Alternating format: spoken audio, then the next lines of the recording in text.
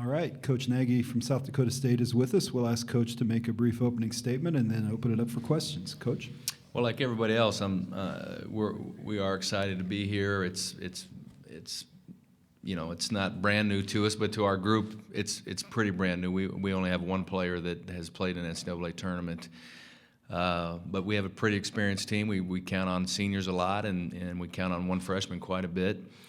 But we have a lot of confidence, and I think that our players are excited about playing. It's nice. Most of the year we've been carrying the pressure in terms of what's expected of us in our league, and it's going to be nice to not be expected to win the basketball game. I think our kids will play loose. Questions for Coach? Hi, Scott. Daniel Martin from CSN in Washington, D.C. Coach Turgeon had a lot of praise for what Mike does well. His counterpart on the other side, Diamond, another young guy, another freshman. What have you seen that he does well in his game? What do you have to do to limit him?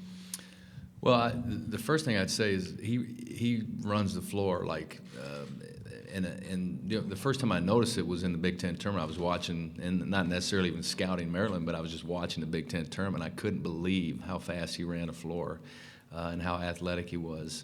He's obviously bigger than our posts, which is going to provide a problem for us, and we're going to have to work hard to limit his catches and try to keep him away from the basket if we can. But he's also very quick. He has very good feet. If he feels pressure, he'll go away from it. He'll spin, and so he's going to be a big challenge for us, no question, inside.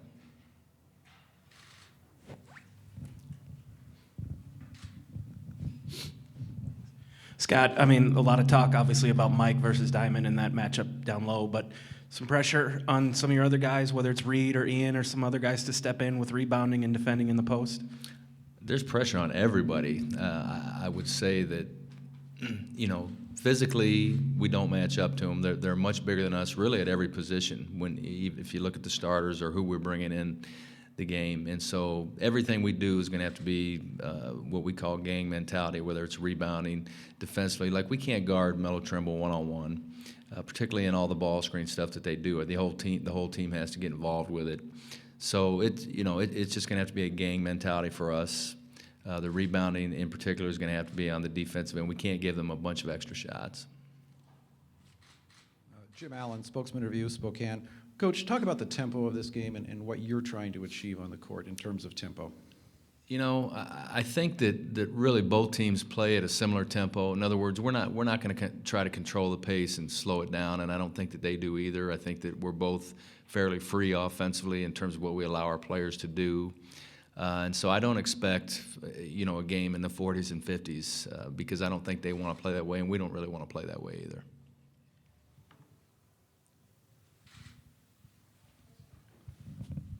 Coach, we talked before about your backcourt with Parks and Marshall. Maryland brings a equally dominant backcourt. Can you talk about that matchup and how what are you guys looking to exploit on your end in terms of the guard play? Yeah, I'm not sure if there's much we can exploit. What I look at is how are we going to guard them, and again, they have the size advantage. They probably have the athletic advantage too. Although DeAndre and George are fairly athletic kids. What has to happen though is our entire team has to get involved in plays, whether it's ball screens, handoffs, because they just do a lot of stuff that create mismatches and get you in what we call a two-man game on one side of the floor. And if you help at all, they're both of those guys. When you look at Suleiman and Trimble, they're both very good passers. And if you help at all with your big guys, you're allowing one of their big guys to roll. Most of the time, they're rolling right at the basket, and it's hard to get involved. And so, we have to have the guys on the outside of the floor. They have to do a very good job of making sure their feet are touching the paint, so that we have all 5 guys involved.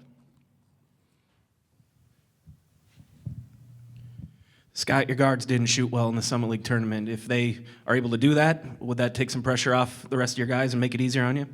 Well, yeah, when you say didn't shoot well, George shot 15% in 3 games, and we won, which I think, number one, speaks to our team, the toughness, the defense, the things that are important to us. Because, number one, if we're going to have a chance to beat Maryland, we have to be great defensively. We have to rebound the ball at a high level.